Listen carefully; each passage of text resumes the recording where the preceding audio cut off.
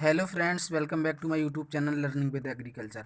आज हम बनारस हिंदू यूनिवर्सिटी की 2015 की बुकलेट को सॉल्व करेंगे। तो चलिए स्टार्ट करते हैं अपने इस वीडियो को। हमारा पहला क्वेश्चन दिया गया है, which one of the following fertiliser is organic in nature. यानी कि क्या पूछ रहे हैं, निम्नलिखित में से कौन सा उर्वरक है जो कार्बनिक प्रवृत्ति का है। जब हम क्लासिफिकेशन ऑफ फर्टिलाइजर करते हैं तो उसमें हम दो प्रकार के फर्टिलाइजर को पढ़ते हैं, इनऑर्गेनिक एंड ऑर्गेनिक फर्टिलाइजर। तो यहाँ पर ऑर्गेनिक फर्टिलाइजर का एग्जाम्पल पूछ रहे हैं, तो इसका आंसर हमारा हो जाएगा यूरिया। अगला क्वेश्चन देखते हैं। अगला क्वेश्चन दिया गया है, deficiency symptoms of sulphur first appears on. यानी कि जो सल्फर के डिफिशियंसी सिम्टम्स होते हैं, जो एलिमेंट होता है हमारा सल्फर, इसकी कमी के लक्षण पौधे के किस भाग पर दिखाई देते हैं। तो सल्फर की कमी के लक्षण किस भाग पर दिखाई देते हैं, नई पत्तियों पर। चलिए अगला क्वेश्चन देख लेते हैं। अगला क्वेश्चन दिया गया है, select the having deep root system crop. यानी कि हमें क्या करना है, जो डीप रूट सिस्टम क्रॉप होती है उनको क्या करना है, सिलेक्ट करना है। जिनकी सोइंग डेप्थ क्या होती है, ज़्यादा होती है, उन क्रॉपों को हमें क्या करना है, सिलेक्ट करना है। तो फर्स्ट पे हमारा हो जाएगा शुगर कैन। शुगर कैन की जो डीप रूट सिस्टम होती है वो ज़्यादा होती है। फिर सैफलॉवर हो जाएगा, फिर कैस्टर्ड हो जाएगा। यानी कि आंसर दो हमारा इसमें सही हो जाएगा, डीप रूट क्रॉप सिस्टम में। अगला क्वेश्चन देखते हैं। अगला क्वेश्चन दिया गया है, पीएच वैल्यू, यानी कि पावर ऑफ हाइड्रोजन की वैल्यू दी गई है। PH value of the saline and alkaline soil. यानी कि लवणीय और अम्लीय मृदा का पीएच मान होता है। तो लवणीय और अम्लीय मृदा का पीएच मान कितना होता है, 8.5 से कम। पावर ऑफ हाइड्रोजन की खोज डॉक्टर एसपीएल सोरेनसन ने 1909 में की थी, जिससे हम मृदा की अम्लता और क्षारीयता नापने का एक पैमाना है। The most stable measure of central location, यानी कि केंद्रीय प्रवृत्ति का सर्वोत्तम माप होता है, क्या होता है, समांतर माध्य। समांतर माध्य क्या है, केंद्रीय प्रवृत्ति का क्या है, माप है। केंद्रीय प्रवृत्ति का सर्वोत्तम माप कौन सा होता है, समांतर माध्य। चलिए अगला क्वेश्चन देखते हैं। अगला क्वेश्चन क्या दिया गया है। अगला क्वेश्चन दिया गया है, यदि, अगला क्वेश्चन क्या दिया गया है, यदि एक वर्ग अंतराल की न्यूनतम एवं अधिकतम सीमा क्रमशः 20 और 35 वर्ग है तो मध्य बिंदु कितना होगा। यानी कि ये पूछ रहा है, इनकी सीमा दी गई है, 20 दिया गया है और कितना दिया गया है, 35 दिया गया है। तो 20 और 35 के मध्य बिंदु देखने हैं हमें। तो इसका मध्य बिंदु कितना हो जाएगा, 10 हो जाएगा। और इसका मध्य बिंदु कितना हो जाएगा, 17.5 हो जाएगा। इसका मध्य बिंदु 17.5 हो जाएगा। तो जब हम इसको ऐड करेंगे तो कितना हो जाएगा हमारा, 27.5। यानी कि इन दोनों का मध्य बिंदु कितना हो जाएगा, 27.5 हो जाएगा। अगला क्वेश्चन देखते हैं। अगला क्वेश्चन दिया गया है, which of the following family of guava. यानी कि निम्नलिखित में से कौन सी गुआवा की फैमिली है। अमरूद की फैमिली पूछी गई है। अमरूद की फैमिली होती है मार्टेसी। कैरकेसी किसकी फैमिली होती है, कैर का पपाया की होती है। रोजेसी किसकी होती है, एप्पल की फैमिली होती है। जो टेम्परेट फ्रूट होते हैं उनकी फैमिली रोजेसी होती है। और सोलेनेसियस प्लांट होते हैं, जैसे कि अपना पोटैटो है, ब्रिंजल है, टोमेटो है, चिली है, ये सब किस में आते हैं, सोलेनेसी प्लांट में आते हैं। अगला क्वेश्चन देखते हैं। अगला क्वेश्चन दिया गया, which of the following vegetable is rich source of vitamin C. यानी कि ये पूछ रहे हैं, ऐसी कौन सी वेजिटेबल है जिसमें विटामिन सी की सबसे ज़्यादा मात्रा पाई जाती है। तो विटामिन सी की सबसे ज़्यादा मात्रा किसमें पाई जाती है, मिर्च में पाई जाती है।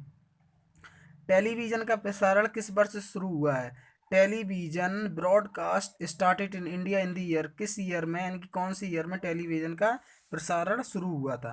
तो टेलीविज़न का प्रसारण कब हुआ था, 1957 में। यानी कि हमारा सी आंसर यहाँ पर करेक्ट हो जाएगा। अगला क्वेश्चन दिया गया है। अगला क्वेश्चन दिया गया है, सामुदायिक विकास कार्यक्रम किस वर्ष प्रारंभ हुआ था। यानी कि community development programme was started in the year. तो ये हुआ था 1952 में। 1952 में क्या हुआ था, 2 अक्टूबर 1952 में सामुदायिक विकास कार्यक्रम स्टार्ट हुआ था। अगला क्वेश्चन दिया गया है, भारत का पहला कृषि विश्वविद्यालय। भारत का प्रथम कृषि विश्वविद्यालय पंडित गोविंद बल्लभ पंत, जो उत्तर प्रदेश के प्रथम चीफ मिनिस्टर थे, पंडित गोविंद बल्लभ पंत, उनके नाम से उत्तर प्रदेश में ही इसकी स्थापना हुई थी। Pandit Govind Ballabh Pant university of agriculture Pantnagar, university of agriculture and technology Pantnagar, 1960 में। जब पंतनगर, जब ये उत्तर प्रदेश से उत्तराखंड अलग हो गया तो फिर ये यूनिवर्सिटी कहाँ पहुँच गई, अब उत्तराखंड में। यानी कि पहला कृषि विश्वविद्यालय कौन सा हो जाएगा, Pandit Govind Ballabh Pant university of agriculture and technology Pantnagar, 1960 में इसकी स्थापना हुई थी। अगला क्वेश्चन दिया गया है, wheat is a crop ground during, तो रवि रवि की सीजन में उगाया जाता है व्हीट को। Self pollination is a form of, self pollination form पूछ रहे हैं, तो सेल्फ पॉलिनेशन क्या होता है, इनब्रीडिंग होती है। इनब्रीडिंग होती है सेल्फ पॉलिनेशन में। आउट ब्रीडिंग किस में होती है, क्रॉस ब्रीडिंग में होती है। उस क्रॉस जो क्रॉस पॉलिनेशन होता है उसमें आउट ब्रीडिंग होती है। तो यहाँ पर हमारा आंसर हो जाएगा इनब्रीडिंग, ए सही। अगला क्वेश्चन दिया गया है, basic chromosome number of wheat, wheat के बेसिक क्रोमोसोम नंबर पूछे गए हैं। व्हीट क्या होता है, हेक्साप्लॉइड होता है। व्हीट होता है हेक्साप्लॉइड, तो बेसिक क्रोमोसोम नंबर इसमें कितने हो जाएंगे, 7 हो जाएंगे। कैसे हो जाएंगे, हैप्लॉइड, यानी कि हैप्लॉइड व्हीट जो होता है ना, तो उसमें हैप्लॉइड क्रोमोसोम नंबर कितने हो जाते हैं, हैप्लॉइड स्कल्टी होते हैं 6। तो जब हम 6 को 7 से गुणा करेंगे तो कितना आ जाएगा, 7×42 यानी कि 42। गुणसूत्र कितने होते हैं वीट में, 42 होते हैं। तो यहाँ पर हमारा बेसिक क्रोमोसोम नंबर होगा वो कितना हो जाएगा, 7 हो जाएगा। फादर ऑफ इंडियन रेवोल्यूशन, यानी कि भारत में हरित क्रांति के पिता किन्हें कहा जाता है, तो भारत में हरित क्रांति के पिता कहा जाता है डॉक्टर एम एस स्वामीनाथन को। इन्होंने एक शब्द और दिया था, एवरग्रीन रेवोल्यूशन, सतत क्रांति शब्द भी दिया था डॉक्टर एम एस स्वामीनाथन ने। अगला क्वेश्चन देखते हैं। अगला क्वेश्चन दिया गया फादर ऑफ इकोनॉमिक्स, तो फादर ऑफ इकोनॉमिक्स कौन है, अर्थशास्त्र के पिता हैं एडम स्मिथ। अगला क्वेश्चन दिया गया which one of the following can suitably ground as a mixed crop with wheat, यानी कि ऐसी कौन सी क्रॉप है जिसको हम व्हीट के साथ में क्या कर सकते हैं, मिक्स्ड करके उगा सकते हैं। तो मस्टर्ड को हम उगा सकते हैं व्हीट के साथ मिक्स्ड करके। अगला क्वेश्चन दिया गया है which of the following is a not cash crop, यानी कि निम्नलिखित में से कौन सी क्या है, नकदी फसल नहीं है। तो इसमें गेहूं क्या है, नकदी फसल नहीं है। मूंगफली, कपास और गन्ना, ये तीनों क्या है, नकदी फसलें हैं। अगला क्वेश्चन दिया गया है which state of India is the largest rubber production, यानी कि निम्नलिखित में से ऐसा कौन सा राज्य है जिसमें रबर का उत्पादन सबसे ज़्यादा होता है। तो रबर का सबसे ज़्यादा उत्पादन कहाँ पर होता है, केरला में। केरला में क्या होता है, रबर का सबसे ज़्यादा प्रोडक्शन होता है। नेक्स्ट देखते हैं। अगला क्वेश्चन दिया गया है कि laughing gas, what is the chemical name of laughing gas, यानी कि हंसाने वाली गैस का केमिकल नाम पूछा गया, तो वो कौन सी होती है, नाइट्रस ऑक्साइड होती है। यानी कि हमारा सी आंसर यहाँ पे 3 आंसर है वो सही हो जाएगा, नाइट्रस ऑक्साइड। हंसाने वाली लाफिंग गैस, यानी कि हंसाने वाली गैस कौन सी होती है, नाइट्रस ऑक्साइड होती है।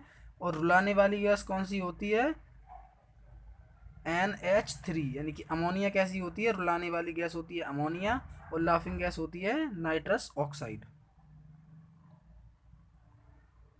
अगला क्वेश्चन देखते हैं। अगला क्वेश्चन दिया गया है lab to land programme was started, तो खेत से लेके प्रयोगशाला से लेके खेत तक प्रोग्राम स्टार्ट किया गया था ICR के द्वारा 1900 कितने में किया गया था, 1979 में, 1979 में किया गया था ICR के द्वारा। Indian Council of Agriculture Research, नई दिल्ली, ऊषा नई दिल्ली के द्वारा ये lab to land programme start किया गया था। अगला क्वेश्चन देखते हैं। अगला क्वेश्चन दिया गया है study of green aquatic thallophyte is known as, यानी कि जो जड़ क्या लिखा है, जड़ धड़ विहीन जलीय हरे पौधों का अध्ययन किस में होता है, तो किस में होता है, ये होता है फाइकोलॉजी में। फाइकोलॉजी में क्या करते हैं हम, aquatic cellophyte, the study of aquatic cellophyte thallophyte, तो किस में करते हैं हम इसमें, फाइकोलॉजी में। माइकोलॉजी में क्या होता है, द स्टडी ऑफ फंगस, कवक का अध्ययन करते हैं माइकोलॉजी में। द स्टडी ऑफ मांसपेशियों का अध्ययन किस में करते हैं, मायोलॉजी में। और पैरासिटोलॉजी में क्या करते हैं, पैरासिटोलॉजी में हम करते हैं पैरासाइट का अध्ययन, जो पैरासाइट प्लांट होते हैं उनका अध्ययन करते हैं हम किसमें, पैरासिटोलॉजी में। अगला क्वेश्चन दिया गया है subcellular component are separated by the means of, यानी कि सब सेलुलर कंपोनेंट सेपरेट होते हैं। यहाँ पर देख लेते हैं हम, यहाँ पर आंसर दिया गया है differential and density gradient centrifugation, तो यहाँ पर हमारा आंसर हो जाएगा, चौथा आंसर यहाँ पे सही हो जाएगा, यानी कि 4th। इसको हिंदी में ही पढ़ लेते हैं, थोड़ा टफ क्वेश्चन है, हिंदी में ही पढ़ लेते हैं। हिंदी में दिया गया है सहायक कोश की घटकों को अलग करने की प्रक्रिया कैसे पूरी की जाती है, तो सहायक कोश की घटकों को अलग करने की प्रक्रिया कैसे पूरी की जाती है, अपकेंद्रीकरण द्वारा, घनत्व घनत्व विविधता पृथक्कीकरण द्वारा। अगला क्वेश्चन देखते हैं। अगला क्वेश्चन दिया गया है अकरेंस ऑफ टू और more type leaf on same plant is known as. जब एक ही प्लांट में दो या दो से अधिक प्रकार की पत्तियां पाई जाती हैं तो उन्हें हम क्या बोलते हैं, उन्हें बोलते हैं भिन्न पर्णीय, यानी कि उन्हें क्या बोलते हैं हम, हेट्रोफाइल। हेट्रोफाइल प्लांट वे प्लांट होते हैं जिनमें एक ही प्लांट में दो या दो से अधिक प्रकार की पत्तियां पाई जाती हैं। विच वन ऑफ द क्या लिखा है, which one is the most mutable virus. तो म्यूटेबल वायरस कौन सा होता है, म्यूटेबल वायरस होता है, म्यूटेबल वायरस इसमें क्या हो जाएगा, इसमें हो जाएगा क्या क्या दिया गया है, चिकन पॉक्स दिया गया है, HIV दिया गया है, इन्फ्लुएंजा वायरस दिया गया है और डेंगू वायरस दिया गया है। तो म्यूटेबल वायरस हमारा हो जाएगा HIV। HIV हो जाएगा हमारा म्यूटेबल वायरस। म्यूटेबल वायरस भी होते हैं जिनमें क्या होता है, चेंजिंग कैपेसिटी होती है, यानी कि जिनमें हमेशा म्यूटेंट होता रहता है। म्यूटेशन म्यूटेशन क्या होता है, सडन, यानी कि जब भी किसी जीन में अचानक परिवर्तन हो जाता है तो उसे हम कहते हैं म्यूटेशन। आगे चलते हैं, आगे क्या दिया गया है, आगे क्वेश्चन दिया गया है व्हाट इज बैक्टीरियोफेज। ये पूछ रहे हैं बैक्टीरियोफेज क्या होते हैं। तो बैक्टीरियोफेज क्या होते हैं, बैक्टीरियोफेज क्या होते हैं, जो गंगा का जल है उसमें बैक्टीरियोफेज पाए जाते हैं। तो बैक्टीरियोफेज क्या करते हैं, जो भी गंगा के जल में बैक्टीरिया पाए जाते हैं उनको क्या करते हैं, ये खा जाते हैं, उन्हें हम बोलते हैं बैक्टीरियोफेज। तो जो भी गंगा के जल में वायरस पाए जाते हैं उन वायरस, सॉरी बैक्टीरिया नहीं, जो भी गंगा के जल में वायरस पाए जाते हैं उन वायरस को क्या करते हैं, अटैक करते हैं, उनको नष्ट कर देते हैं। इसी वजह से गंगा का जल जो होता है ना शुद्ध माना जाता है। तो यहाँ पर हमारा आंसर हो जाएगा virus attacking bacteria. Virus attacking bacteria होते हैं बैक्टीरियोफेज, यानी कि जो वायरस को खा जाते हैं उन्हें हम बोलते हैं बैक्टीरियोफेज। अगला क्वेश्चन देखते हैं। अगला क्वेश्चन दिया गया है the tissue wearing dead cells, यानी कि अजीवित कोशिकाधारी ऊतकों को क्या कहते हैं, अजीवित कोशिकाधारी ऊतकों को क्या कहते हैं, जाइलम। जाइलम जो होते हैं वो क्या होते हैं, अजीवित कोशिकाधारी होते हैं। जाइलम एंड फ्लोएम क्या है, ये प्लांट के पार्ट होते हैं, xylem and phloem, xylem and phloem. तो इसमें हमारा आंसर हो जाएगा ये क्या लिखा, दारू उदक। अगला क्वेश्चन दिया गया है, इसको ऊपर कर लेते हैं। अगला क्वेश्चन दिया गया है निम्नलिखित में से किसके साथ रखने पर ताजे अंगूर सिकुड़ जाते हैं। तो ताजे अंगूर को किसके साथ रखेंगे तो ताजे अंगूर क्या हो जाएंगे, सिकुड़ जाएंगे। तो इसमें हम सॉल्टी सॉल्यूशन है, लेकिन कि नमक के सॉल्यूशन में अगर हम ताजे अंगूर को रखेंगे तो वे क्या हो जाएंगे, सिकुड़ जाएंगे, सिकुड़ जाएंगे। ये नमक के सॉल्यूशन में अंगूरों को रखने पर अंगूर क्या होते हैं, सिकुड़ जाते हैं, यानी सॉल्टी सॉल्यूशन में। अगला क्वेश्चन दिया गया है Mendel did not work on which of the following, यानी कि क्या किया है, मेंडल ने, जो फादर ऑफ जेनेटिक्स थे, उन्होंने जो मटर था उसके किस, ये उनके वो दिए गए हैं कि किस मेंडल ने किन चीज़ों पर, मटर के किस भाग पर अध्ययन नहीं किया है। तो यहाँ पर चलिए देख लेते हैं क्या क्या दिया गया है। एक तो plant height in pea, plant height के बारे में tall and dwarf variety, tall and dwarf पे भी अध्ययन किया था मटर ने। इसके बाद में दिया गया सीड कलर में भी अध्ययन किया था, पॉट नंबर इन पी में भी अध्ययन किया था, पॉट साइज इन पी, यानी कि डी ऑप्शन हमारा इसमें हो जाएगा सही। मटर जो मेंडल थे, मेंडल ने पाइसम सटाइवम के किस भाग पर अध्ययन नहीं किया था, पॉड साइज इन पी। अगला क्वेश्चन देखते हैं। अगला क्वेश्चन दिया गया एप्पल इज ए, एप्पल क्या है, एप्पल एक है फॉल्स फ्रूट। जब फ्रूट का विकास फर्टिलाइजेशन से ना होकर कि पौधे के किसी यानी कि भ्रूण से ना होकर पौधे के किसी दूसरे भाग से होता है तो उन्हें हम बोलते हैं फॉल्स फ्रूट। तो फॉल्स फ्रूट कैसे फुल फ्रूट होते हैं, जिनका विकास पौधे के भ्रूण से ना होकर किसी अन्य भाग से होता है, चाहे वो वेजिटेटिव पार्ट हो या कोई अन्य पार्ट हो। तो उनसे जब फ्रूट का विकास होता है तो उन्हें हम बोलते हैं false fruit. Apple is a false fruit. अगला क्वेश्चन देखते हैं। अगला क्वेश्चन दिया गया है which of the following fertiliser is the only fertilizer under statutory price control, under statutory price control. निम्नलिखित उर्वरकों में से कौन सा उर्वरक विधिक विधिक मूल्य नियंत्रण के अंतर्गत आता है। तो इसमें हमारा आंसर हो जाएगा यूरिया, यूरिया इसमें हमारा आंसर हो जाएगा। अगला क्वेश्चन देखते हैं। अगला क्वेश्चन दिया गया है which one of the following is case of genetic engineering. ये पूछ रहे हैं निम्नलिखित में से कौन सा आनुवंशिक अभियांत्रिकी की विधि है। चलो इसमें देख लेते हैं आंसर। आंसर दिया गया है developing green flowered plant through crossing blue and yellow flowered plant. तो ये हमारा आंसर गलत हो जाएगा, ये तो है नहीं इसका आंसर। अगला देख लेते हैं, अगला दिया गया है improving a plant with the addition of a useful gene from fish, यानी कि ये हमारा आंसर इसका सही हो जाएगा। जेनेटिक इंजीनियरिंग में हम क्या करते हैं, जेनेटिक इंजीनियर क्या करते हैं, कोई दूसरे एनिमल्स का जीन हम ट्रांसफ़र करते हैं अपने प्लांट में, जिस प्लांट में हम रेसिस्टेंट तैयार करते हैं, जिस जो भी प्लांट में हम रेसिस्टेंट तैयार करते हैं, तो उसमें हम क्या करते हैं, कोई एनिमल्स के जीन को हम प्लांट में ट्रांसफ़र करते हैं जेनेटिक इंजीनियरिंग के अंतर्गत। अगला क्वेश्चन दिया गया है, अगला क्वेश्चन दिया गया है what is a BT cotton. अब ये पूछ रहे हैं कि बीटी कॉटन क्या होती है, बीटी कॉटन क्या होती है। तो बीटी थोड़ा इसको समझ लेते हैं, बी और टी। बीटी का मतलब होता है ये एक बैक्टीरिया है, बैसिलस थुरिंगीजेंसिस एक बैक्टीरिया है।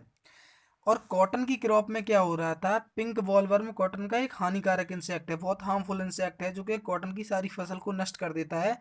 कपास का गुलाबी सूड़ी या कपास का गुलाबी कीड़ा। तो साइंटिस्टों ने देखा कि कपास की जो सूड़ी है उस पर ये बीटी बैसिलस थुरिंगीजेंसिस बैक्टीरिया अटैक कर कर उसको टोटली क्या कर रहा था, डिस्ट्रॉय कर रहा था, उसको टोटली डिस्ट्रॉय कर रहा था। तो साइंटिस्टों ने क्या किया, बीटी कॉटन के जीन को, ये एक एनिमल्स था, बीटी कॉटन की जेनेटिक इंजीनियरिंग के द्वारा बीटी कॉटन के जीन को कॉटन की एक प्रजाति में ट्रांसफर कर दिया गया। उस प्रजाति से जो वैरायटी बनाई गई उन्हें हम कहते हैं बीटी कॉटन।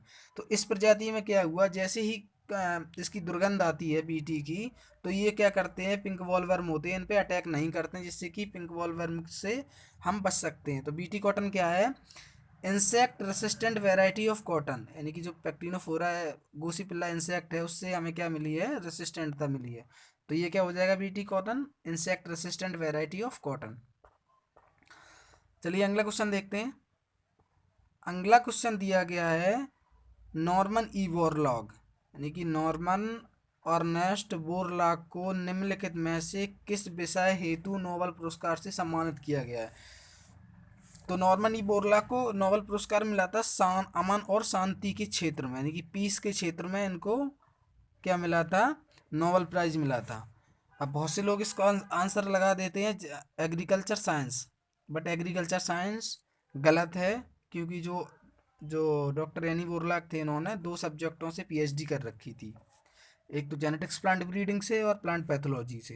तो इन्हें जो नोबेल प्राइज मिला था वो किसे मिला था, अमन और शांति के क्षेत्र में, पीस के क्षेत्र में। चलिए अगला क्वेश्चन देख लेते हैं। अगला क्वेश्चन दिया गया है जीएमओ स्टैंडर्ड व्हाट। तो जीएमओ क्या हो जाएगा, जेनेटिकली मॉडिफाई ऑर्गेनिज्म। जीएमओ क्या होता है, जेनेटिकली मॉडिफाइड ऑर्गेनिज्म। जिन ऑर्गेनिज्म में हम क्या करते हैं, जेनेटिक इंजीनियरिंग के द्वारा उनको मॉडिफाइड कर देते हैं, उनको हम बोलते हैं जेनेटिकली मॉडिफाई ऑर्गेनिज्म। यानी कि हमारा इस पे आंसर हो जाएगा फर्स्ट सही, जेनेटिकली मॉडिफाइड ऑर्गेनिज्म जीएमओ। अगला क्वेश्चन दिया गया है सेल थ्योरी बाज फॉर्मुलेटेड बाय, यानी कि सेल थ्योरी कोश का कोश की सिद्धांत किसने दिया था। तो ये दिया था स्लाइडन एंड स्वान नामक साइंटिस्ट ने, स्लाइडन एंड स्वान ने कोश का सेल जो कोश की सिद्धांत है वो दिया था। अगला क्वेश्चन दिया गया है which of the following passes chloroplast, यानी कि ये पूछ रहे हैं निम्नलिखित में से किसमें हरित लवक उपस्थित होते हैं। तो पौधों का रंग जो होता है हरा, पत्तियों का रंग जो हरा होता है वो किसके द्वारा होता है, क्लोरोफिल के द्वारा। तो ये किस में हो जाएंगे, ग्रीन प्लांट के द्वारा। क्लोरोफिल किससे बनता है, मैग्नीशियम से। क्लोरोफिल में कौन सा तत्व उपस्थित होता है, मैग्नीशियम होता है। पौधे हरे होते हैं क्लोरोफिल की वजह से। तो क्लोरोप्लास्ट किस में पाया जाता है, ग्रीन प्लांट सेल्स में। अगला क्वेश्चन देखते हैं। अगला क्वेश्चन दिया गया है निम्नलिखित में से कौन दो जीवधारी क्या कर रहे हैं, एक साथ रहते हैं, यानी कि बास करते हुए लाइकेन नामक सहजीवी संरचना का निर्माण करते हैं। ये पूछना चाहते हैं जो लाइकेन का सिम्बायोटिक होता है, सिम्बायोसिस होता है, वो किन किन दो जीवों से मिलकर होता है। तो लाइकेन किस किस से मिलकर बनता है, एक तो शैवाल और एक कवक, यानी कि एल्गी और फंजाई के मिलने से क्या बनता है, लाइकेन का निर्माण होता है। अगला क्वेश्चन दिया गया है ट्रिप्टोसिन। ट्रिप्टोसिन इज बेसिकली व्हाट। तो ट्रिप्टोसिन क्या है, एक प्रोटीन है, सीधा सा ट्रिप्टोसिन क्या है, एक प्रोटीन है। अगला क्वेश्चन दिया गया है, हाँ क्या है, what which which of these is not a C4 plant, यानी कि पूछ रहा है निम्नलिखित में से कौन सा C4 प्लांट नहीं है। तो C4 प्लांट कौन सा नहीं है इनमें से? गन्ना है C4 प्लांट है, ज्वार भी C4 प्लांट है, धान C3 प्लांट है और मक्का क्या है C4 प्लांट है। यानी कि हमारा इसमें आंसर हो जाएगा धान। धान क्या है C3 प्लांट है। अगला क्वेश्चन दिया गया है which of these fixes nitrogen inside leguminous plant root. ये पूछना चाहते हैं निम्नलिखित में से कौन सा जीवाणु दलहनी फसलों की जड़ में नाइट्रोजन स्थिरीकरण की क्रिया को पूरा करता है। तो राइजोबियम बैक्टीरिया होते हैं वो किस में पाए जाते हैं? जो लेग्यूम क्रॉप होती हैं दलहनी फसलों में नाइट्रोजन का फिक्सेशन करने वाले बैक्टीरिया होते हैं राइजोबियम। जो एटमॉस्फेयर में 79% नाइट्रोजन है, उस नाइट्रोजन को क्या करते हैं ये अपनी जड़ ग्रंथियों द्वारा, जो दलहनी फसलें होती हैं उनकी जड़ ग्रंथियों में राइजोबियम पाए जाते हैं। और इसमें कौन सा एलिमेंट पाया जाता है? तो मोलिब्डेनम एलिमेंट पाया जाता है जड़ ग्रंथियों में। और कौन सा एंजाइम पाया जाता है? तो कौन सा एंजाइम होता है? नाइट्रोजनेज एंजाइम पाया जाता है। ये राइजोबियम बैक्टीरिया क्या करते हैं 78% एटमॉस्फेयर प्रेजेंट नाइट्रोजन को फिक्सेस कर लेते हैं प्लांट के द्वारा सॉइल्स में। चलिए अगला क्वेश्चन देखते हैं विच of these is placed in the category of microbes. ये पूछ रहे हैं कि जीवाणु की श्रेणी में आते हैं निम्नलिखित में से कौन जीवाणु की श्रेणी में आते हैं। तो केंचुआ फर्स्ट देख लो, केंचुआ जीवाणु की श्रेणी में नहीं आता है, बहुत अच्छे से पता होगा। स्टार्टिंग से देखते हैं। पहले दिया गया हाइड्रिल्ला। हाइड्रिल्ला क्या है? एक समुद्री घोड़ा है, शायद में इसको हाइड्रिल्ला बोलते हैं, समुद्री जीव है। और एक दिया गया एजोला, एक शैवाल होता है, तो ये तो बैक्टीरिया होता नहीं। सैल्मोनेला, सैल्मोनेला रोल्फाई होता है, ये क्या होता है? बैक्टीरिया होता है। केंचुआ क्या होता है? ये एक एनिमल्स होता है, तो बैक्टीरिया में हो जाएगा हमारा सैल्मोनेला। अगला क्वेश्चन दिया गया है where is the International Rice Research Institute located at. यानी कि अंतरराष्ट्रीय धान शोध संस्थान स्थित कहाँ पे है? मनीला फिलीपींस में। ये आंसर हमारा यहाँ पे सही हो जाएगा, मनीला फिलीपींस में। और सेंट्रल राइस रिसर्च कहाँ पे है? कटक उड़ीसा में। सेंट्रल राइस रिसर्च इंस्टीट्यूट कहाँ है? सेंट्रल राइस रिसर्च इंस्टीट्यूट स्थित है कटक उड़ीसा में। और इंटरनेशनल है मनीला फिलीपींस में। अगला क्वेश्चन देखते हैं। अगला क्वेश्चन दिया गया है which one of the following is a vertebrates. यानी कि रीढ़ की हड्डी किसमें पाई जाती है? ऐसे कौन से पशु हैं, ऐसे कौन से पशु हैं जिनमें रीढ़ की हड्डी पाई जाती है? तो चलिए देखते हैं। फर्स्ट आंसर दिया है झींगा। झींगा एक समुद्री जीव है, इनमें रीढ़ की हड्डी नहीं पाई जाती है। सांप, सांप में रीढ़ की हड्डी पाई जाती है। इनमें क्या होता है? इनकी मांसपेशियों में इंटरनल बॉन्स फॉर सपोर्ट होते हैं, यानी कि सपोर्ट के लिए इंटरनल बॉन्स होते हैं सांप में। आंसर हमारा यहाँ पर सही हो जाएगा। मच्छर, मच्छर क्या है? एक इंसेक्ट है। तो इंसेक्ट में क्या होता है? इंसेक्ट होते हैं इनवर्टिब्रेट्स, इनमें रीढ़ की हड्डी नहीं होती है। और ऑक्टोपस भी होते हैं इनवर्टिब्रेट्स, इनमें रीढ़ की हड्डी नहीं होती है। और झींगा भी होते हैं इनवर्टिब्रेट्स, इनमें रीढ़ की हड्डी नहीं होती है। सांप होते हैं वर्टिब्रेट्स, इनमें क्या होता है? इंटरनल मांसपेशियां होती हैं सपोर्टिंग के लिए। Life span of blood platelets in about. ये पूछ रहा है जो रुधिर कणिकाएं होती हैं उनका जीवन काल कितने दिनों का होता है। तो रुधिर कणिकाओं का जो जीवन काल होता है, रुधिर कणिकाओं का जीवन काल होता है 10 से 12 दिन का। 10 से 12 के दिन के बाद ये नष्ट हो जाती हैं और दूसरी रुधिर कणिकाओं का निर्माण होता है। तो इनका जीवन काल कितने हो गया? 10 से 12 दिन का। अगला क्वेश्चन देखते हैं। अगला क्वेश्चन दिया गया है which of the following organism proved to be most useful in genetic engineering studies। यानी जेनेटिक इंजीनियरिंग का अध्ययन जब हम करते हैं तो उसमें हम कौन से ऑर्गेनिज्म का क्या करते हैं? यूज करते हैं। तो चलिए देख लेते हैं। इसमें दिया गया ब्रेस्का ओलेरिसिया मस्टर्ड, इसका हम जेनेटिक इंजीनियरिंग में यूज नहीं करते हैं। ग्लाइसन मैक्स सोयाबीन दिया गया है, इसका भी यूज नहीं करते हैं। और क्या दिया गया है? एजेटिडेक्टा इंडिका, यानी कि नीम का यूज भी नहीं करते हैं हम जेनेटिक इंजीनियरिंग में। और ये जो दिया गया है बैक्टीरिया, ये बैक्टीरिया कौन सा बैक्टीरिया दिया गया है? एस्केरेचिया कोलाई। एस्केरेचिया कोलाई जो बैक्टीरिया है इसका हम यूज करते हैं जेनेटिक इंजीनियरिंग में। यानी कि हमारा डी आंसर इसमें सही हो जाएगा, fourth. Thanks for watching this video आपको हमारा कैसा लगा प्लीज़ हमें कमेंट बॉक्स में बताएं। और चैनल को ज़्यादा से ज़्यादा सब्सक्राइब करें, शेयर करें।